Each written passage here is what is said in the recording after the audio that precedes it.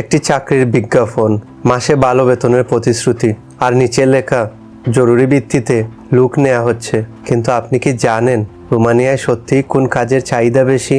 আর কোনো চাকরির বিজ্ঞাপন শুধু আপনাকে টাকা দেওয়ার ফাঁদে ফেলতে পারে।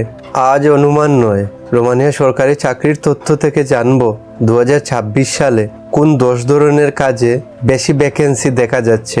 দ্য ওয়ার্ল্ড ট্রাভেল বিডি চ্যানেলের পক্ষ থেকে সবাইকে স্বাগতম। চলুন শুরু করা যাক। 2026 সালের 15 জুলাই রোমানিয়ার সরকারি কর্মসংস্থান সংস্থা ANOFM এর তালিকায় 30,000-এর বেশি চাকরির ভ্যাকেন্সি ছিল। এর মধ্যে সবচেয়ে বেশি ভ্যাকেন্সি দেখা যায় 1 নম্বরে রোড ট্রান্সপোর্ট ড্রাইভার, অর্থাৎ ট্রাক ও ভারী যানবাহনের চালক।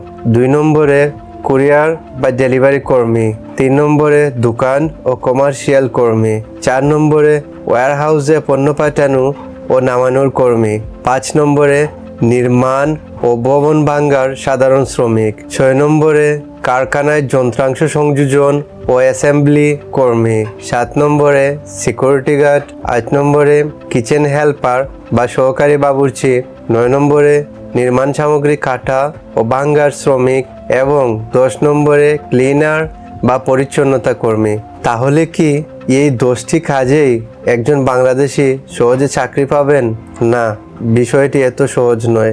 এই তালিকাটি রোমানিয়ার পুরো শ্রমবাজারের ভ্যাকেন্সি দেখায়। প্রতিটি এমপ্লয়ার যে বাংলাদেশ সহ নন ইউরোপীয় ইউনিয়ন দেশ থেকে কর্মী নেবে এমন নয়।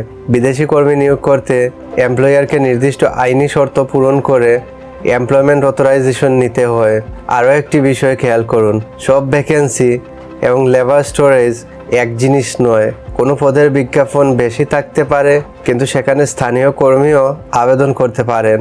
অন্যদিকে ইউএসএ শ্রমবাজারের তথ্যে নির্মাণ শ্রমিক, বাড়ি ট্রাক চালক, কুরিয়ার, ফাস্টফুড প্রস্তুতকারী, সিকিউরিটি গার্ড, মেশিন অ্যাসেম্বলার এবং নির্মাণ শিল্পের ইলেকট্রিশিয়ানের মতো কাজে কর্মী ঘাটতির কথা উল্লেখ করা আছে।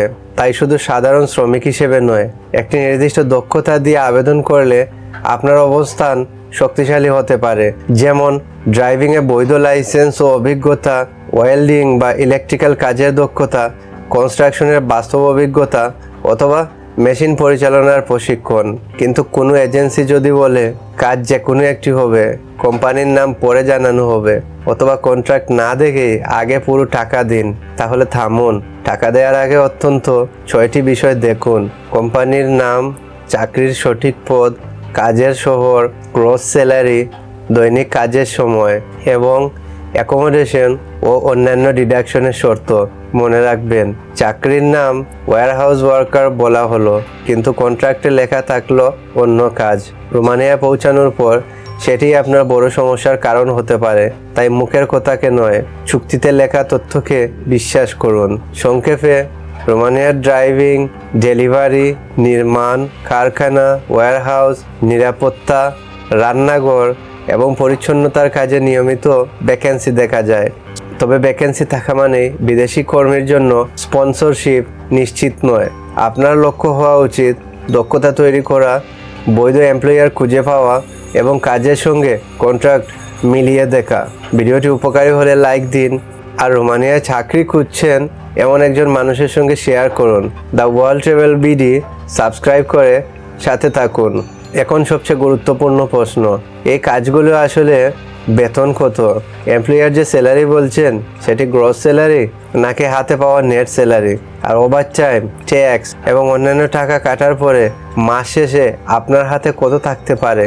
আমাদের পরবর্তী ভিডিও রোমানিয়ার জব স্যালারি 2026। রোমানিয়ায় কোন কাজে কত বেতন পাওয়া যায়? শুধু বড় একটি বেতনের সংখ্যা দেখে সিদ্ধান্ত নিলে বাস্তবে গিয়ে হতাশ হতে পারেন।